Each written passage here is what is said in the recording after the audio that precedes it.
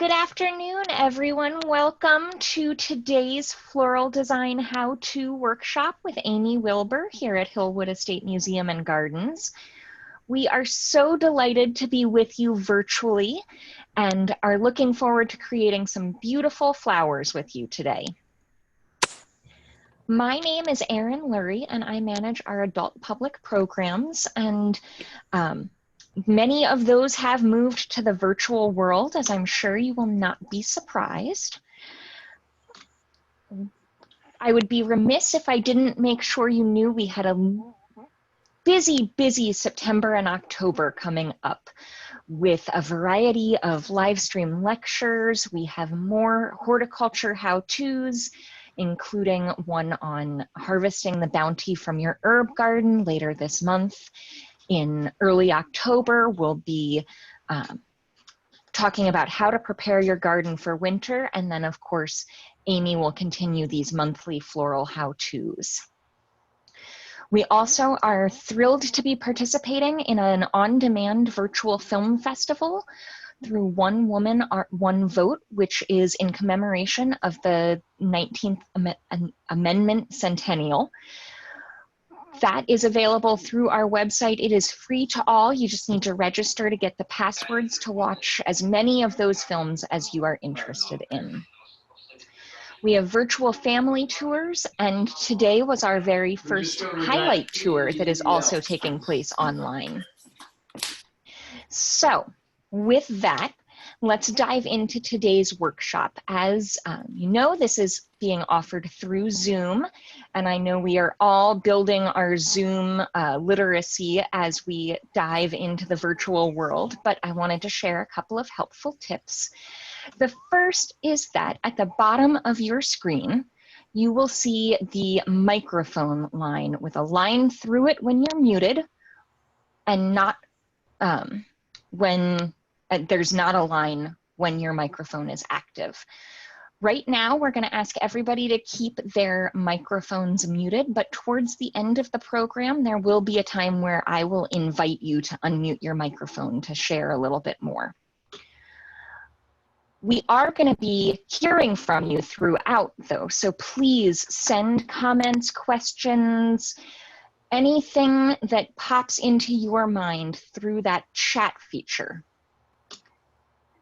Video is optional, especially towards the beginning of class, but if you are creating an arrangement in real time with us, we do hope that you'll turn on the camera as we get closer to its completion so we can share your great work with others and admire the beauty you're creating. One last hint, and that is that we're going to be using the names that appear on your screen to refer to you.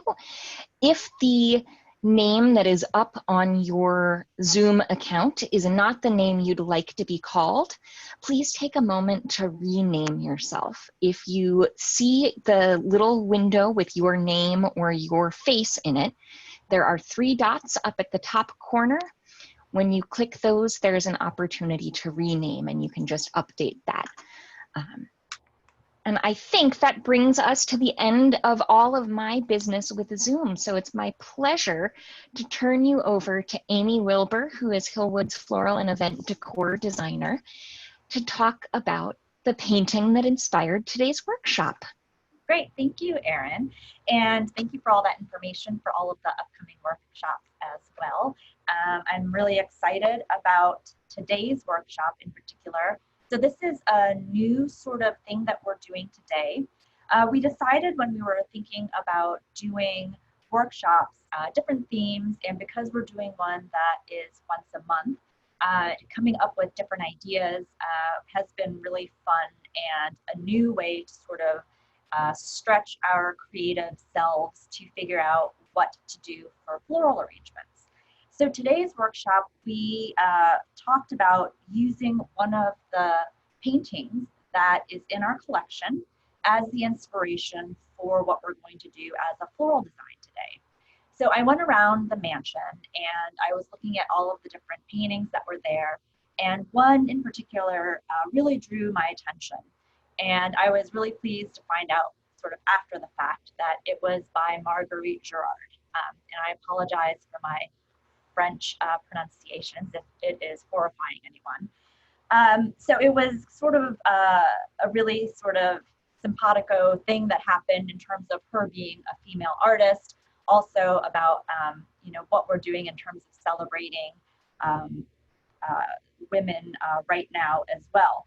So I was really happy that this was the particular painting that actually caught my eye.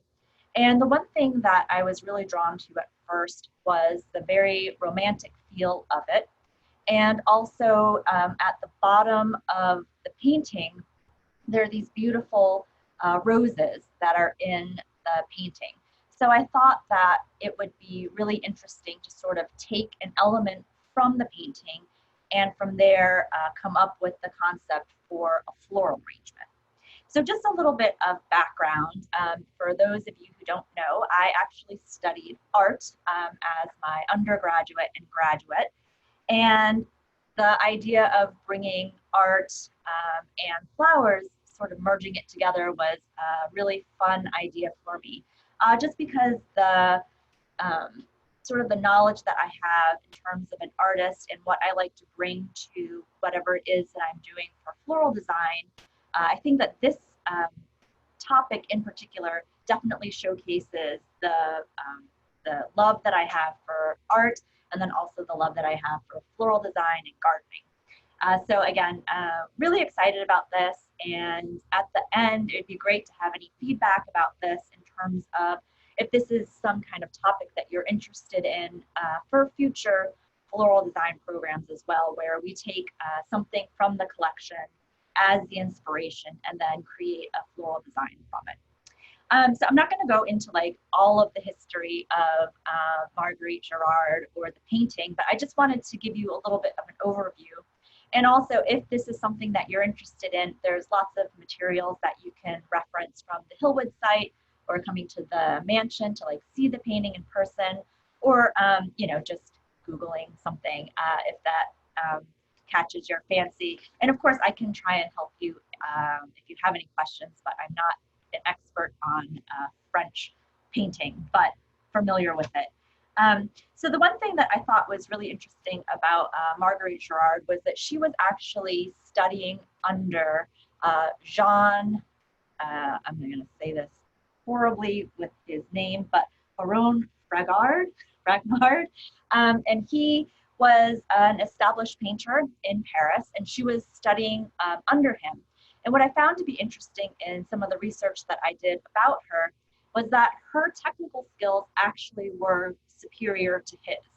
And there are a lot of paintings that are credited to him, but they think because of the skill of it, they were actually done either in conjunction with her as a collaboration, or that she actually did them herself.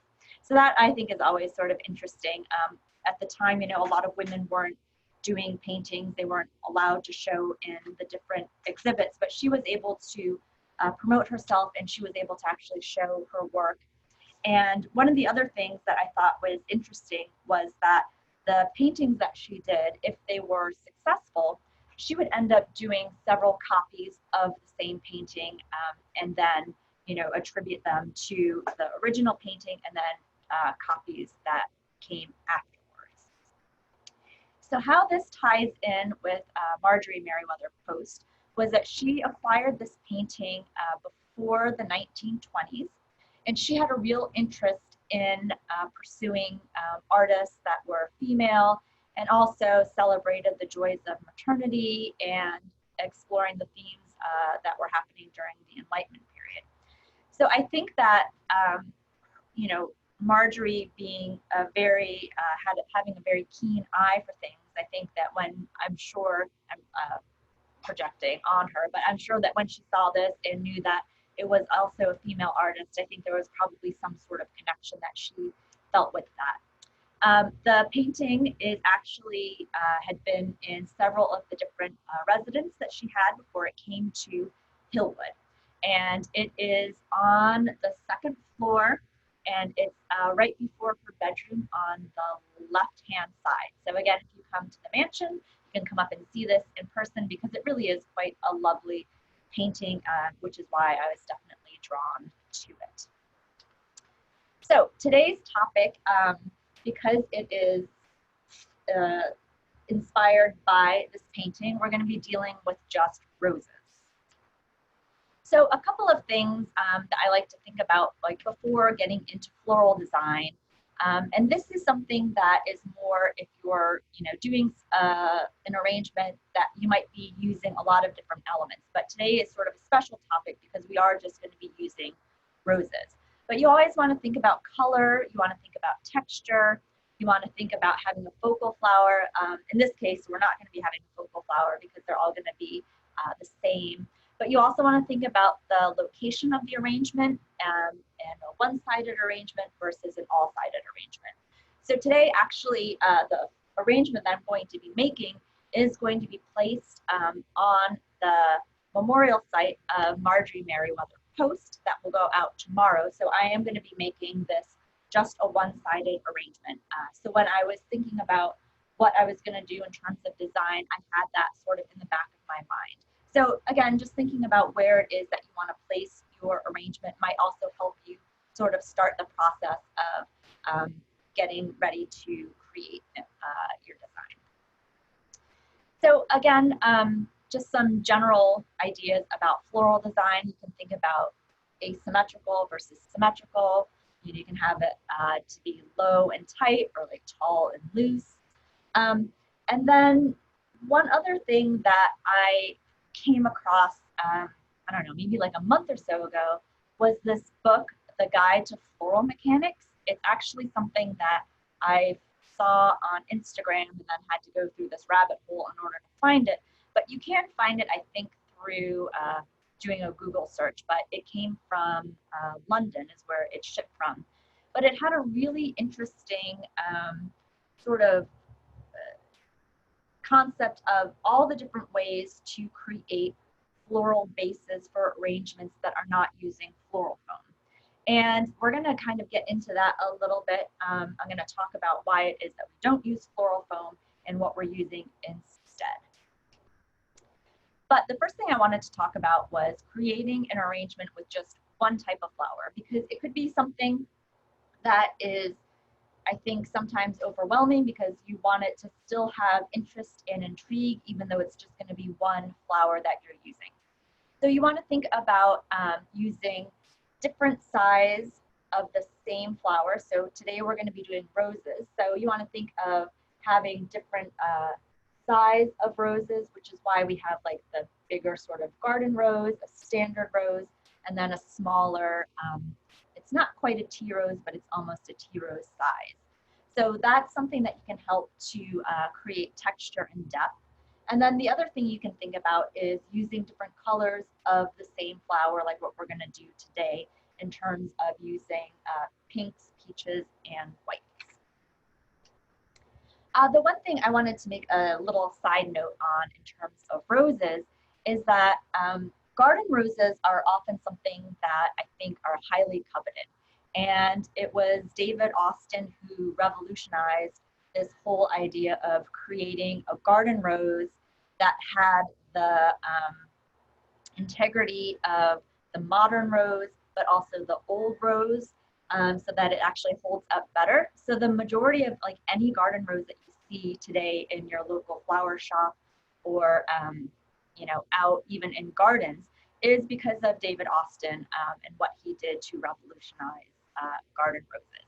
And the one thing that I have noticed when working with any kind of rose is that a lot of the garden roses actually have a fragrance to them, which is one thing that the standard sort of hybrid rose has lost somewhere in the process. So it is kind of a nice thing if you do sort of seek out something that not only has a beautiful shape and texture, but then actually has the fragrance of a rose. And then the other thing that I think is very important in terms of roses is how they're processed. So the one thing that I do when I am processing roses, I'm gonna actually, is that you want to, when you're cutting your rose to process it, you want to cut the stem under water. And so I always have a little bowl out of water, and you put the rose stem into it at a slight angle, And then you're going to take your shears and you're going to actually cut the rose stem under water. And what this does is it allows for, it doesn't allow air to like come up through the rose, but it keeps everything sort of saturated in the water. And so there's that one little aspect of processing roses. The other thing, I never take off any of the petals on the outside of the rose. I let everything just sort of happen naturally. And then if, you know, some of the outer petals are starting to brown or they don't look very good, then you can pull them off. But I never do that when I'm actually processing roses straight away. And then the other thing is that I like to leave the leaves on the rose because the leaves actually help to give the rose oxygen. If you strip the rose down naked without any leaves on it, you're actually going to shorten the life of your rose. And the other thing is I really do like having the leaves on the roses just because it adds a little bit of a greenery and a texture to that as well. So let's say I spilled water on this remote. Hopefully it will still work. Okay. And then this is just a little thing about prolonging your blooms. Just, you know, again, you want to add water regularly, or if you can, replace the water altogether. And then we have just a little recipe to make your own floral food, or when you got your roses or whatever flower, if you got some of that floral food, you might as well just put it in. Doesn't hurt or anything like that. And then we're going to get into the sort of nitty gritty of this all today. So the list of flowers that we have 3 different varieties of roses. And this one is sort of a garden variety rose. Again, this is more of like a sweetheart rose that's a little bit smaller.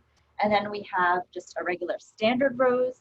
And then we have Pittosporum, which is our green for today. All right, let's see. Amy, I've got a quick question for you before we dive into the materials and the composition today. Helen asked if you came across in your research any particular significance of roses to Gérard or in that time period. So there is actually a whole book that was written about the significance of roses in paintings and in art, and also in terms of society and what people would do, you know, in terms of bringing roses to someone. The different colors would have different meanings and have a little bit of significance to them. I can't remember off the top of my head what the book is called, but if I think of it, I can always just like sum that out as well. I didn't find anything in terms of for her specifically or for the painting that we're using today, what the roses would signify, other than it was more of a decorative element. But again, I can't be 100% sure. I'm sure that if you did a little bit more, if you like dove into it a little bit more, there'd be maybe some significance of it, but it looked like it was just more of a decorative element in the painting. Okay, so we are going to put some chicken wire into our container. And the reason for us using chicken wire is that we don't use Oasis. We stopped using Oasis relatively shortly after I started working here. It's something that is actually banned in a lot of EU countries, and it's something that is environmentally not friendly. It's essentially just styrofoam, and it's just causing a lot of landfill waste. So that's why we moved over to chicken wire. And you can get chicken wire from, you know, any hardware store or a craft store. I actually got this roll at the Floral wholesale store, and it's galvanized chicken wire so that it doesn't quite rust as quickly as the other chicken wire. But the thing that I love about it, it's reusable, and then if you're done with chicken wire, you can always then just recycle it in with metal. So I pretty much kind of eyeball the container and figure out how much chicken wire I'm going to need, and then you're going to just scrunch this up into a ball. You want to make sure that when you're scrunching it, that you have a bottom as well as like a top layer to it so that your flowers are going to catch at 2 different points. And then I'm going to just kind of shove it into my container. I'm going to take some floral tape. You can take any kind of tape that will work. And especially for a container that is sort of this size, where it's a wider surface, you want to make sure to really tape down your chicken wire so that it doesn't pop up. And I'm actually going to then tape it around the base to catch the taping job that I just did. Okay, so once you have your chicken wire done, I'm just going to go through this step by step really quick just to give you an overview, and then we'll get into it. So again, you're going to want to prep your container. You're then going to use our greens to create a base. Then we're going to start by arranging with our largest blooms to the smallest blooms. And for this, I'm using my garden roses first. And then I'm going to go in with the more standard rose. I'm going to then go in with my smaller roses. And then for the final touch, I'm then going to just sort of make sure that there are no bare spots, fill in with more roses, and just tweak anything. If there's any leaves that I see that I don't like, I'll take it off at that point. Okay, so with that, we're going to actually go in and start making our arrangement. All right, so the first thing that you want to do is, of course, fill your container with water.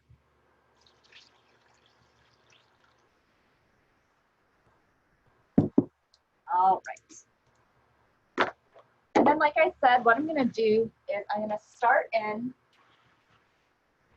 with my greens first. And this is Pittosporum.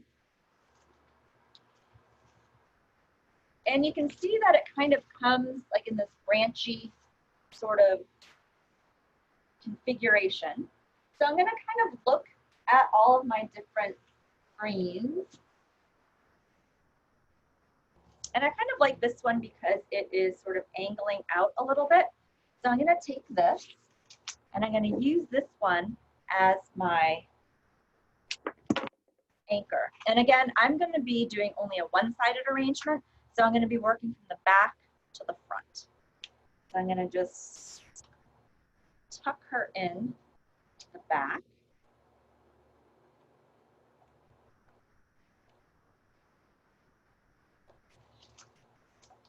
And then I'm going to find another kind of longish one.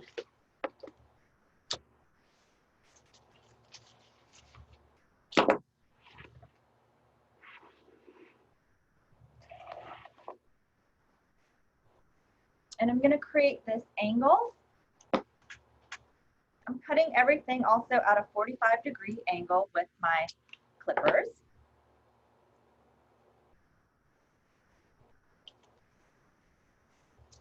So then you can see I've sort of made this structure of the design and the lines that the arrangement is going to take. So from there, I'm going to go in and start greening about 75%. And what this is going to do is it's going to help with actually making sure that I have things greened, and it's going to provide a little bit of a base for our flowers. Amy, I just got a question asking how tall your Pittosporum are. I don't know. What do you think? Like 2 feet? Give or take. With the camera angle, they seem very large. They loom over your head. So well, I'm very short, in case you don't know, but I put my my container up on a pedestal, so it's up a lot higher than it normally is. Otherwise, that's why I think it looks so big, but it's like the whole width of it right now is probably just about 2 feet. So that is a pretty large arrangement. Yeah, so that's just the greens though. Once I put the flowers in, it's not gonna come out as big. And what I like to do is I sometimes,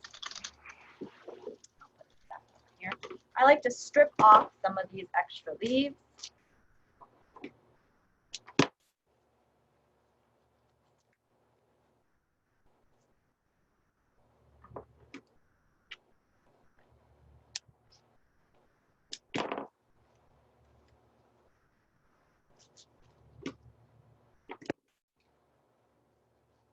As you can see, I'm putting these shorter ones in towards the middle, but I'm letting these big ones be out to the side. And I'm gonna just cut this down.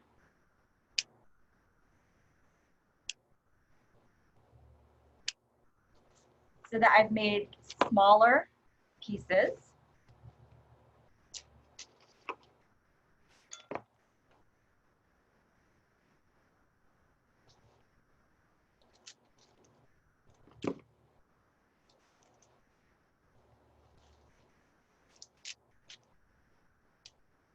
And again, you don't really want any leaves in the water. So that's why I'm stripping the leaves off.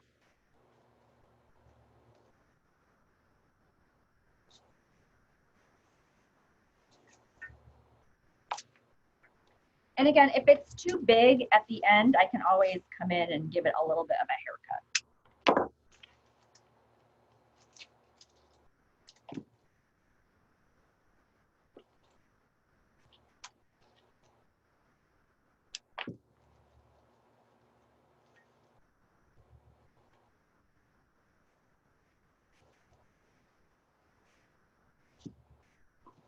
Okay. Oh, I have a big bald spot right here. So I'm gonna go and fill that in.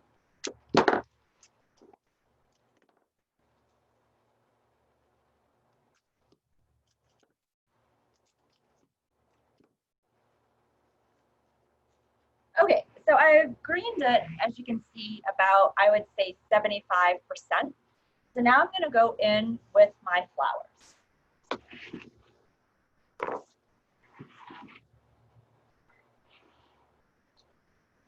So I'm gonna start with my roses. And I'm gonna use the bigger garden rose. Good.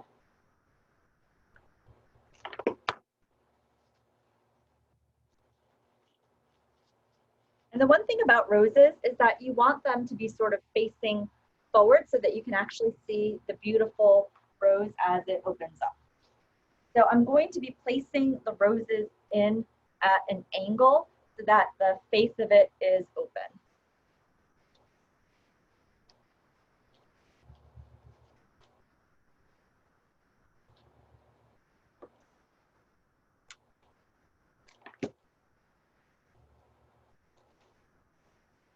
And even though this is going to be a one-sided arrangement, I don't want it to look flat. So I am going to be putting flowers in the back area as well.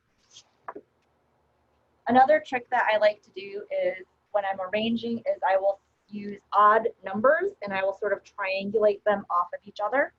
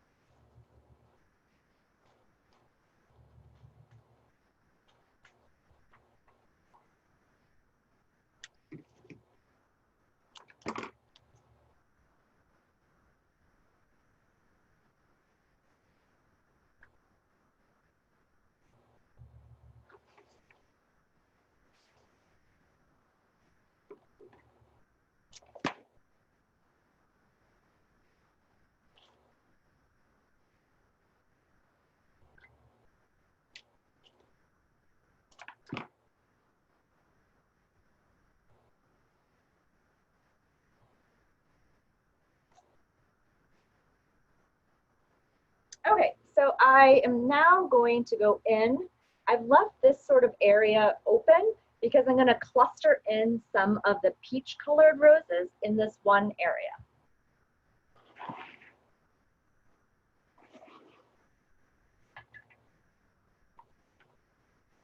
And so these peach roses, once they open up, they're going to be really big and have like a lovely peachish color to them. Right now they're a little bit closed just because we got them yesterday, but I'm going to allow for a little bit of space for when they open up.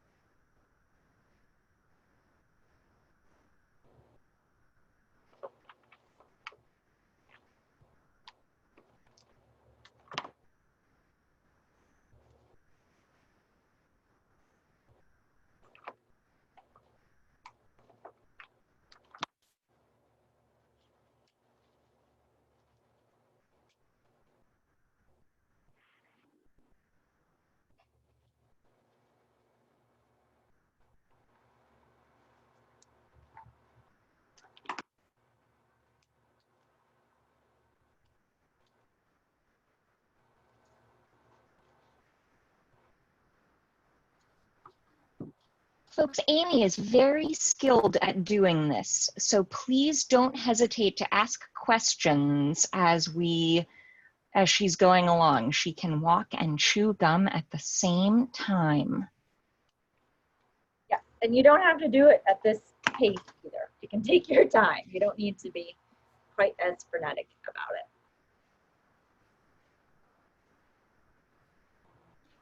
Amy, is there something about working with roses that you particularly enjoy, or because it's not something that we use at Hillwood very often? No, and I actually don't like working with roses that much just because they can be temperamental.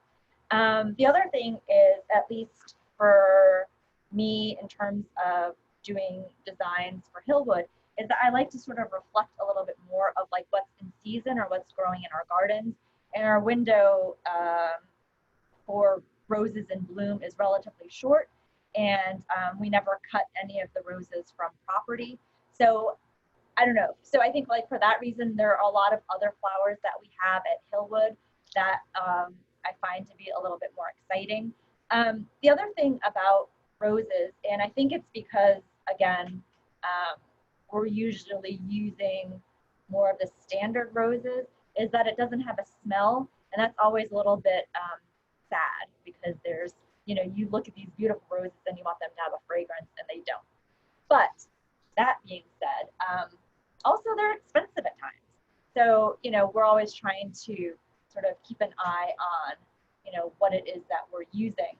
But I think that for me, they are very romantic, and I think that they have so much sort of like meaning and history behind them that it is fun when you do actually get a chance to work with them. But we just don't use them as frequently here at Hillwood.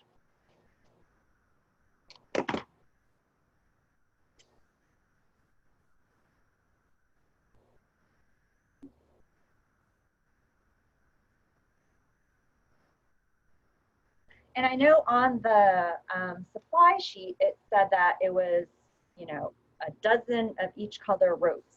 And one of the reasons for that is that sometimes, you know, you'll have one rose that decides it doesn't want to do anything. So you might need to replace it.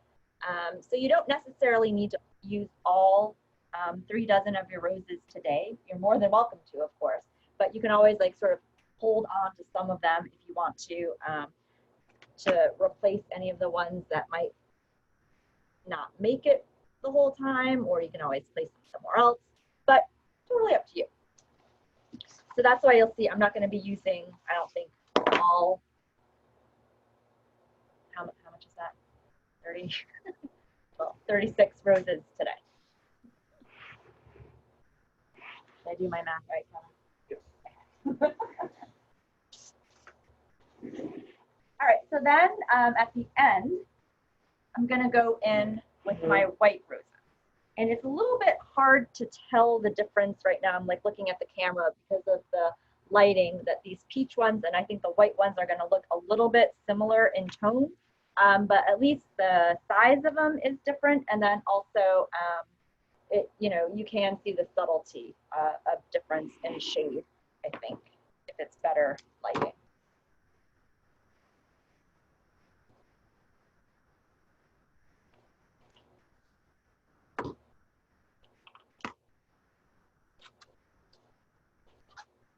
And then so something else that I like to do then with smaller blooms is like I'll have them out a little bit from the other ones. So again, it's giving that sort of dimensionality to the arrangement.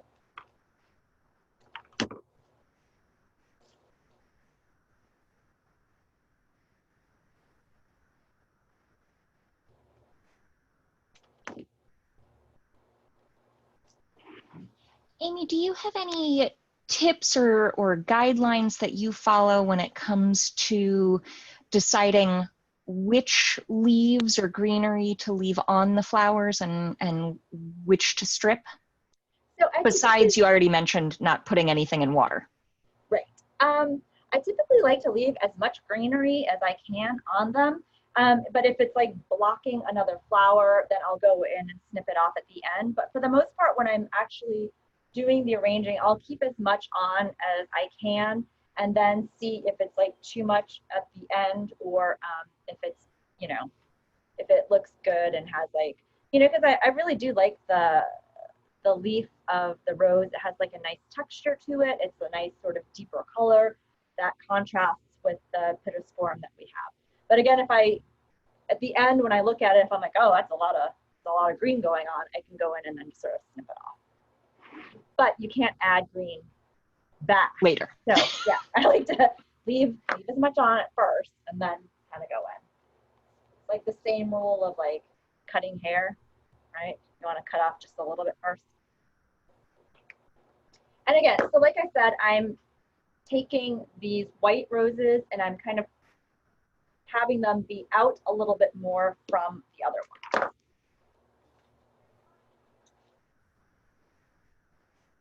Now, Amy, you mentioned that this is going to go out on Marjorie Post's memorial tomorrow, which is located in the center of the Rose Garden. And we do that for her birth date and her death date each year. Particularly thinking about whether there's too much green or not enough green, do you do a lot of zhuzhing of the flower arrangements once you get them into their location? Because you're normally working in the potting room. So I'm gonna let you in on a little secret. So sometimes when I am taking the picture for Instagram, I will have a lot of the flowers facing front, because for Instagram, you want it to be like a nice capture of a floral arrangement, but that doesn't necessarily translate to reality of, I'm doing an all-sided arrangement for it, or, why would you ever have this like one flower kind of like sticking up over here for an arrangement, but in the picture, it looks fantastic. So I will do that for the pictures. And then once it's in place, I'll kind of have like a look at it and see if anything is a little bit wonky or whatever. So I do try and do a little bit of zhuzhing once it's in place. This one tomorrow I won't, just because I won't be here, but otherwise, yeah, I do like to go in and kind of just make sure that everything looks good, or like to make sure that, one of the stems isn't touching something, or, that sort of thing. All right, so I'm gonna go in, I'm just gonna have a little look-see, see if I have any bald spots. And Amy, Helen just asked if there's a time of year that is better for roses, or if you know of any tips to help get a rose bush to flower multiple times in a year. Ooh, and I know Jessica is our resident rose expert. Yeah, so I don't know anything about keeping roses alive on a plant. I know about cutting them off of the plant and how to keep them alive once they've been cut. But it's an excellent question, and that would definitely be something that Jessica could answer for that. Excellent. Jessica Bonilla is our director of horticulture and the maven of our wonderful rose garden, which has been undergoing some renovations and soil restorations. So yeah. Yeah, so she would definitely be the person to ask about that. So once I'm pretty much done with what I want it to do, but there's a couple of spots that I think need a little bit of attention. So I'm gonna go in, just kind of fill in just a little bit.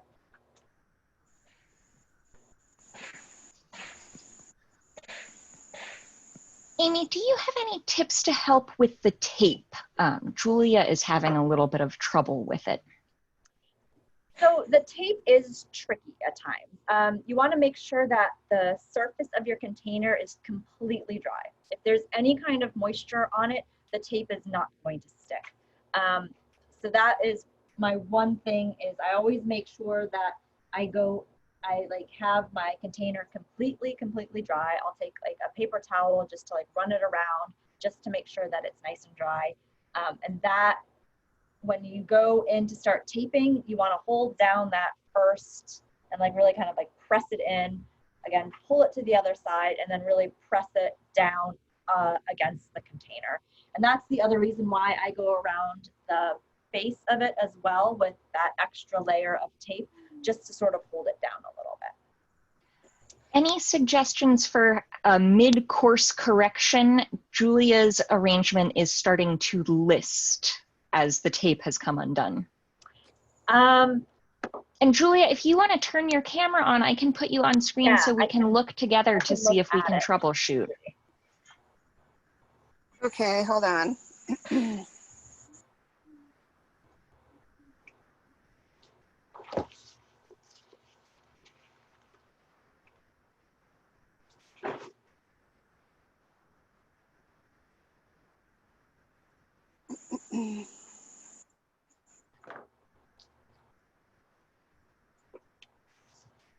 And then what I'm going to do in the meantime is I'm going to look at my arrangement and see if I have any bald spots. And that one thing that you just said, Erin, I'm going to cut off this leaf because it's hiding one of the flowers. And I'm just going to go in and fill along the bottom a little bit more with some of my Pittosporum. Okay, so Julia, let's Excellent. Okay, why is it showing me and not the flowers? I think you have to do switch, yeah. What? Spin your camera around. Right now you're in selfie view, it looks like. How do I do that? There should be a little icon of the camera with a like a refresh button. Circular arrows going around. Or it might look like a camera. Yeah, it's a camera shape outline with those circular arrows on the inside. There we go. Yeah. Okay. So see, if you see, everything is leaning towards the front, and if you look at the back, it's all, I mean, I haven't even gotten half the flowers in, and it's just,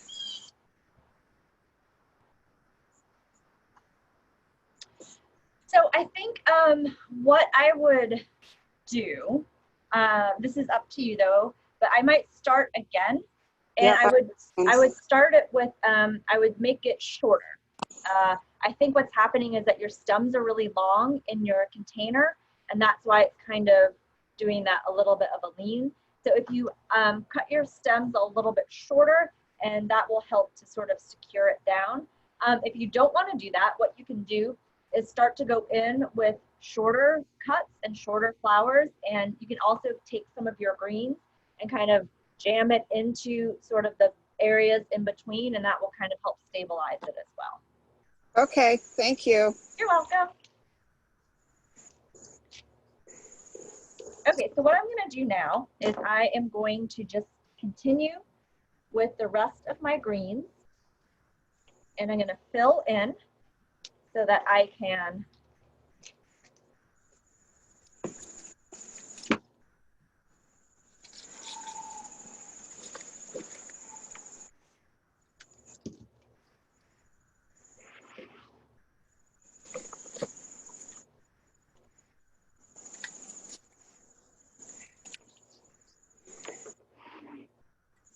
And when I look at this on mine, I notice that there's a big bald spot in the back here. I'm going to show you. So you see that big bald spot? So I'm going to put a flower in there just so that it will give it a little bit of depth when you're looking at it from the front.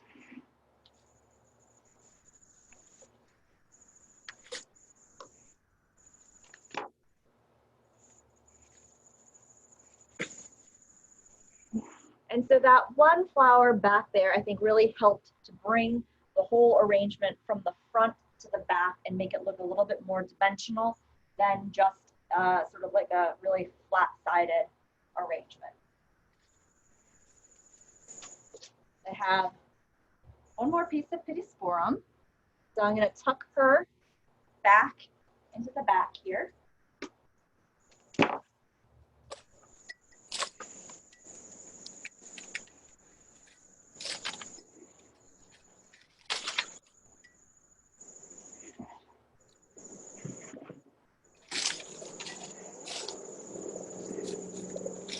And that is it. We are all beautiful. done. So can you see the, I just wonder, is it a good, do I need a backdrop on it, or can you get a good sense of the arrangement? I get a pretty good sense, but please let us know in the chat or by raising your hand if you have different requests. Yeah, and if anyone has any questions or they want to show off what they've done. Again, I did that really quickly, so don't feel like you need to be done right now either. Amy, is it possible to show a top view of your arrangement? Potentially. So if I put it. Oh yeah, that's a great overview. Pouring water all over your shoes. And the camera. No. Okay, so can you see, does that help? Yes, that did. Robin asked if you have any tips for watering since so much of the container is hidden, or how often you water. So typically for anything at Hillwood, we go in every day to water just to like top it off. And what I would do is I always kind of like give myself like a little area where I can like peek in and just sort of see. It's easier, obviously, with a glass container. You can tell like how much water you need. But if you don't have a glass container, the other thing that I always do is I'll just stick my finger in it and see like where the water line is and then figure out how much water I need that way. But if you just kind of like, if I were going to be watering this one, I would just sort of peek in a little bit and I would be able to water it that way. I always do recommend. And you do have some. I was just going to say, you have some very skinny ended. Yeah. So this is the watering can that I use, that you can see that it has like a little tiny spout to it, just because that makes it a lot easier. If you're going in with like a cup or anything bigger, you'll probably get water everywhere. And I've done it, so that's why I know that a little small one is much better. We've got a little bit of chat going on about how it is a pity that flowers, and especially roses, are so expensive. And I know you mentioned that you often don't use them because of that expense. Correct. Are there more affordable options that are go-tos? So one of the things that I like to do is use Lisianthus in place of roses, because Lisianthus will open up a little bit the same way that a rose does. And now they have these Lisianthus that they call double Lisianthus. And when it opens, it almost looks exactly like a rose. I think the Lisianthus sort of nickname is like the faux rose, just because it looks so much like it. But the other thing that I think in terms of finding roses, you're not gonna find garden roses at Safeway or Trader Joe's or, you know, wherever it is that you're going. But you can find really good roses, and they're all coming from most likely the same place that's coming from South America that's being shipped up here. So the main thing when you get roses is that whole processing part, which is so important to help prolong the life of the rose. So again, when you first get your roses, you want to make sure that you're cutting your rose underwater at a 45-degree angle.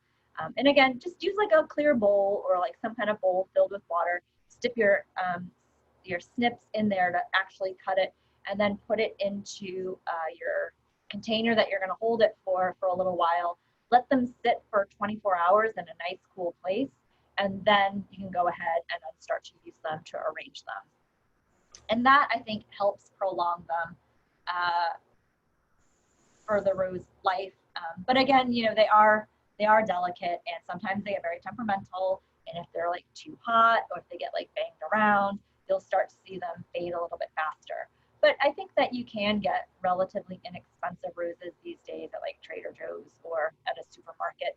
And, you know, don't feel like you have to go to like a high-end, you know, floral design place to get beautiful roses. I do think that a lot of them are coming from the same place. Excellent. And I see we've got a couple more participants who look like they are ready to show off their hard work. Excellent. Lynn, I'm going to ask you to unmute and make your video nice and big here. Let's see, am I unmuted now? You are. Oh, okay, so I had a bit of a problem. I live in Massachusetts, and I wasn't able to buy the materials from Hillwood, so I had to improvise. And unfortunately, I live in Central Mass, and I could not find fresh roses anywhere. So I went to the next best thing, and I bought some silk roses. I was gonna say, it looks absolutely beautiful. And, so I couldn't find peach, but I found champagne. Yeah. Champagne, and then a light pink and a little white, smaller rose. But so, and then I didn't have any pittosporum, so I did have variegated euonymus in my yard. So that's. I love it. You know what? And so I'm a really big proponent. We at Hillwood, we call them permanent botanicals. But the one thing that's like fantastic about that is obviously you don't need to worry about them dying. Right. And you know, you can repurpose them for like anything else. Like once you're done with that arrangement. That's what I thought. Yeah. Then you have like an arrangement for a long time. So I think that's a fantastic solution. So my best friend from college has told me about Hillwood, and I'm just loving these classes. It's really good. Well, I'm so glad that you're able to join us. I am too. Thank you. It's also lovely that we're starting to see some familiar faces month after month. And if my memory is correct, is the other Lynn your college friend? Hi, Lynn. Hi. Wait, I'm going to mute myself. Hi.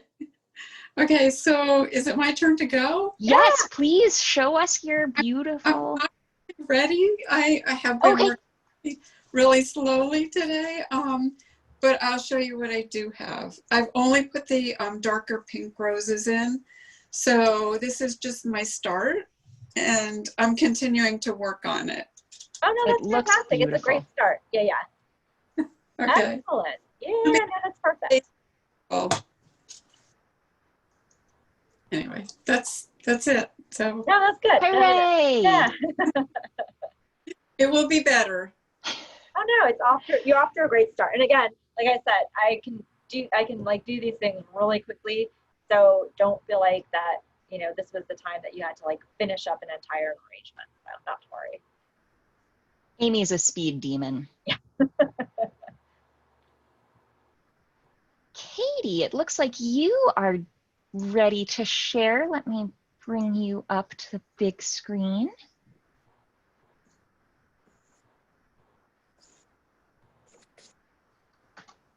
All right. So tell us about your arrangement. Am I unmuted? Or? You are unmuted. Okay. Yeah. Well, I I was trying to get some, I don't know if you can see it, but like some width, you know, with some things hanging out. But I see here, I sort of have some baldness going on, or maybe some flowers. But anyway, this was my first attempt. So I was trying to do an all around, you know. No, that's fantastic, especially for an all around. Like, I think that they're always a little bit more tricky, just because you have to kind of figure out, you know, how you're gonna distribute all the flowers, but I think that looks fantastic. Yeah, I know. It's sort of like you get one section that looks really good, but then you have to move it around. But yeah, this is great. I'm having so much fun. I just love it. Like I said, it's my first time ever trying it, so it's wonderful. So thank you very much. Oh, well, welcome. Thank you. We are so glad you could join us today. Oh, well, it just makes my day. Is anybody else ready to show off? I don't want to put somebody in the hot seat. I started over again. This is Julia. Excellent. Let's see. Karen, it looks like your video is not on. Let me see if I can find you and invite you to turn that on.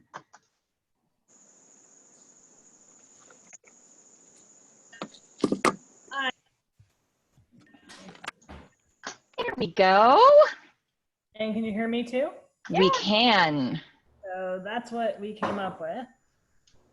I don't know if you can see. I'm trying to hold the computer correctly. It's always tricky, the camera work on these things. Yeah. So yeah, that's. Oh, that's great. Yeah, no, that looks beautiful. Like trifle bowl instead, because we got our own. We ordered some roses. They sent a bunch of other stuff too, but we made do with what we had, and they gave us a couple of peonies, which I actually is in the rose family, and I was kind of looking for them anyway. So. Yeah, and I love that you put it into a trifle bowl. That's fantastic. Yeah, you said footed bowl, so I was like, well. Yeah, no, that's great. It looks beautiful. And we use the azaleas from outside. Actually, you can even see them. Oh, that's wonderful. Instead of the one you had, so it kind of worked out really well, actually. Yeah. Where are you? Where you have azaleas in bloom right now? Oh no, the blooms are done. No, okay. That's the green for the greenery. Sorry. Oh, I see. Oh, that's yeah. And yeah, it's almost exactly the same shape and everything. Yeah, that's what we kind of figured. My mom was helping me with it too, so we were working on it as a project together. So. Oh, I love it. Fantastic. Thank you. We did the other one too, and signing up for the rest. So. Good. Okay. Bye. Fantastic. Thank you for sharing, Karen. Nancy, are you ready or no? You look like you're stepped back, but I don't want to put you in the hot seat. I might have already done that. I'm sorry if I did. Is that my mom? You can put her in the hot seat. And yeah. You are muted, Nancy.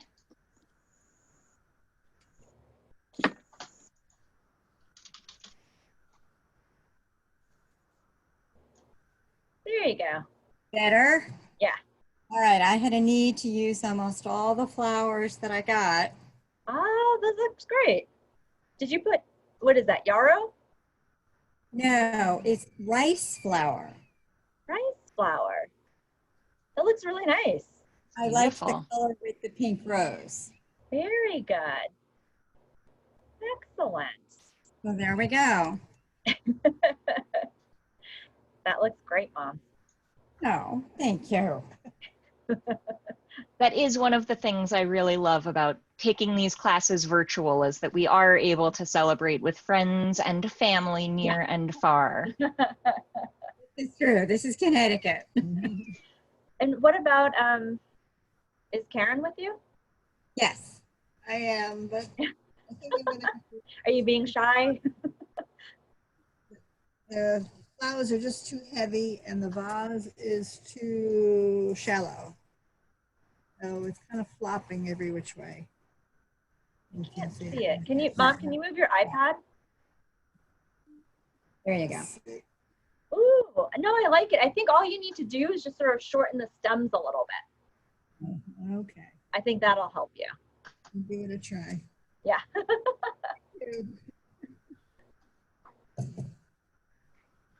Great, thanks. You guys, looks good. All right. Michelle, I think you might be our only other person with your camera on who I haven't spotlighted. Are you ready?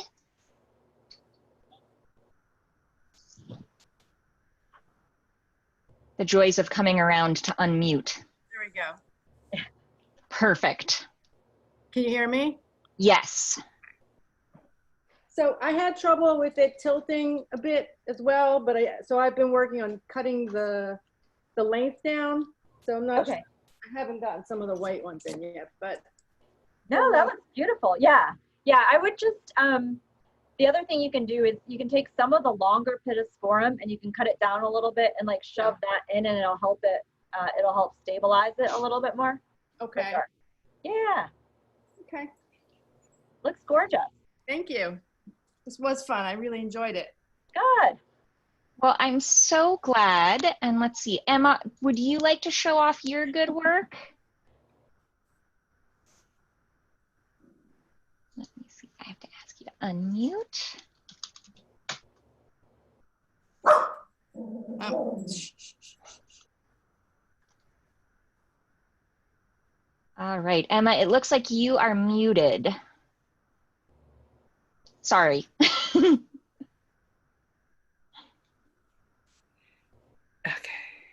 There we go. All right. Well, hello, Emma. Hello. I did a 360. Oh, it looks gorgeous. Yeah, I like it. Beautiful. I learned from the best. Aw, excellent job, Em. Thanks. All right, and let's see. I just saw someone else turn on their camera, I thought. It's Cheri. Excellent, Jerry. I see your camera, but mostly I see pittosporum. There we go. What happened was I tried to put mine up on a book that I was using for height, and it spilt over. I'm sorry, what happened? My water spilled, so things came forward a little bit. So what you can do is take it from the bottom and just sort of shift it a little bit, and then it might help to stabilize it. Okay, but I also was having that problem where the front is very weighted. I usually do things in the round, so I'm thinking that I would take your advice and cut the stems and make it a little shorter. Yeah, and so the other thing you can do is, even though it is one-sided, you can still put some stuff in the back and sort of start from the back a little bit and fill in that way, and that'll help to stabilize it as well. Okay. Excellent. Thank you, Jerry. Yeah, it looks beautiful though. Patricia. Oh, it looks like you are muted.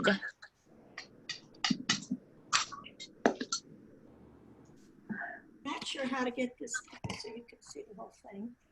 I'm kind of cramped here. What do I need to do? Move something somewhere.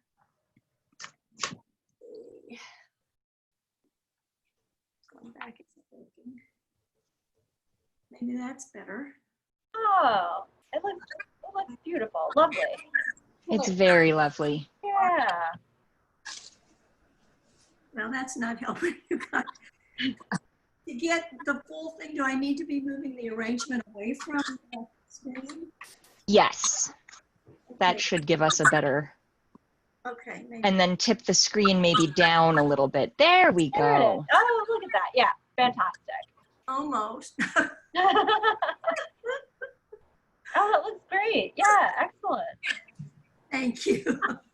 You're not getting the scale, but that's okay. I appreciate you. Well, the composition looks beautiful. Yeah, so you did a really good job with Well, and Karen just mentioned that there is a book called Art in Bloom, which takes art and creates inspired floral arrangements similar to what we did today. And I know Amy is familiar with that. I've also seen the Wall Street Journal has a regular column where someone does that. Yeah. So, I think that brings us to the end of our time, and it has been such a pleasure to be with you on a lovely Friday afternoon and creating some beauty and spending some time looking at one of our favorite pieces at Hillwood. As Amy mentioned, her arrangement is going to be out on the Marjorie Post Memorial. For those of you who are in the DC area, we invite you to come tomorrow. We are open. We do request reservation. We require reservations, and we request them at least one day in advance so that we can make sure that we're helping ensure proper social distancing and all of those good things. But if you do come and tour the grounds tomorrow, please make sure you see Amy's arrangement on the Post Memorial. And if tomorrow is busy, but you're in the area, we do hope you'll come and see us soon. Definitely. Thank you all so much, and have a wonderful weekend. Thank you.